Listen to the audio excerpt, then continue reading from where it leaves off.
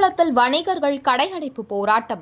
300க்கும் மேற்பட்ட கடைகள் அடைக்கப்பட்டதால் கடை வீதிகள் வெறிச்சோடியது.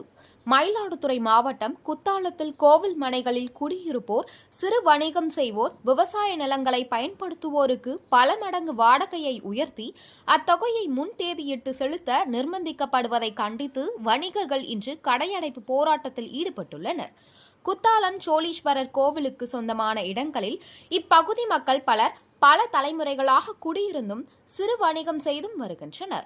இந்து சமய அறநிலையத்துறையின் சார்பாக நியாய வாடகை சட்டம் என்ற பெயரில் ஆண்டுக்கு ஒரு முறை செலுத்தி வந்த பகுதி தொகையை மாத வாடகையாக மாற்றம் செய்து ஒரு தலைப்பட்சமாக வாடகையை பல மடங்கு உயர்த்தியும், உயர்த்தப்பட்ட வாடகையை நிலுவைத் தொகை என்ற பெயரில் பல லட்சங்கள் கணக்கிட்டு நிலுவைத் தொகையினை உடனே செலுத்த வேண்டும் எனவும், செலுத்த தவறினால் வாடகை உரிமம் ஒப்பந்தத்தை மீறியதற்காக இந்து சமய அறநிலையத்துறை சட்ட பிரிவுகளின்படி ஆக்கிரமிப்பாளர்களாக கருதி உடனடியாக வெளியேற்றப்படுவீர்கள் என்று இந்து சமய அறநிலையத்துறை அச்சுறுத்துவதாக குற்றம் சாட்டி தமிழ்நாடு அடிமை பயனாளிகள் குத்தகைய விவசாயிகள் பாதுகாப்பு சங்கம் சார்பில் கடையடைப்பு போராட்டத்திற்கு அழைப்பு விடுக்கப்பட்டிருந்தது.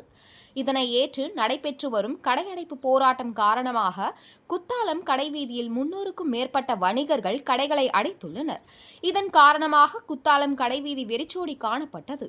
கோரிக்கையை வலியுறுத்தி காலை 11 மணி அளவில் இந்து சமய அறநிலையத்துறையை கண்டித்து கண்டன ஆர்ப்பாட்டம் நடைபெற்றது.